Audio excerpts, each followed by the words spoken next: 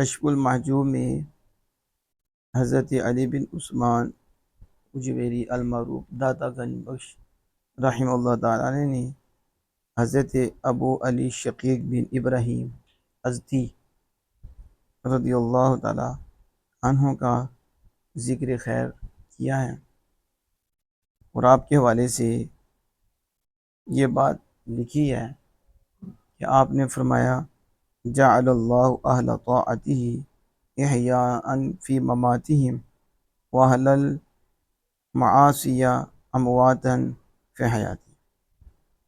جعل اللہ اہل طاعتہ، اللہ پاک نے اپنی اطاعت کرنے والوں کو احیاء زندہ فرمایا اور زندہ کر دیا ان کے موت کے وقت۔ وَأَهْلَ المعاصی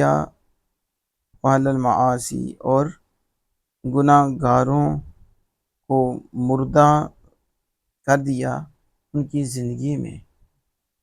ان کی داتا صاحب رحمۃ اللہ علیہ لکھتے ہیں خداوند تعالی اہل طاعت خدرا اندر حال مرگ ایشاں زندہ گردانیت واہل معصیت را اندر زندگی مردہ، یعنی متی اگرچہ مردہ باشد زندہ بود کہ ملائکہ برطاعت وی آفری ہمیں کنند تابا قیامت و ثوابش معیت، پس وی اندر فنائے مرد باقی بود بابقائے خدا۔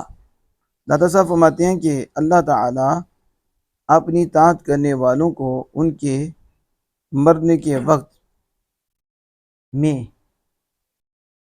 ان کو اس نے زندہ کر دیا، اور نافرمانوں کو زندگی میں ہی مردہ کر دیا، مردہ بنا دیا۔ یعنی مطیع اور فرما بردار اگرچہ مردہ ہو، مطیع اور فرما بردار اگرچہ مردہ ہو زندہ ہوتا ہے۔ کیا ہوتا ہے؟ وہ مردے سمجھیں گے کہ مردہ بھی زندہ ہوتا ہے، ٹھیک ہے، لیکن داتا صاحب فرماتے ہیں ہاں ہو غلام مصطفیٰ، ٹھیک ہے، ہو خدا اور اس کے محبوب کا فرما بردار، مردہ بھی ہو تو زندہ ہوتا ہے، مردہ بھی ہو۔ کیوں؟ کہتے ہیں کہ ملائکہ اس کی طاعت پر اور اس کی فرما برداری اور اس کی وفا پر قیامت تک آفرین کہتے رہیں گے، قیامت تک۔ تو اب اس کا نام زندہ ہے تو وہ زندہ ہے، کیونکہ حسن اللہ اس کے رسول کو یاد کیا، اطاعت و فرما برداری کی۔ اب ہر وقت فرشتے کہتے ہیں تیرے تھے قربان، تیرے تھے قربان، تیرے تھے آفرین کہ تجھے رب نے خواہش دی، عقل بھی دی۔ ہمارے پاس تو خواہش نہیں ہے اور تمہارے پاس خواہش بھی ہے، تو تم نے اس خواہش پہ اللہ اس کے رسول کے حکم کو نافذ کیا، تو بس اس طرح زندگی گزاری ہے، تو اب ہماری ڈیوٹی لگ گئی ہے، ہم ہر وقت تجھ پہ آفری کہیں گے۔ تو جب ہر وقت آفری ہیں تو سلسلہ نیکیوں کا ان کا تو جاری ہے۔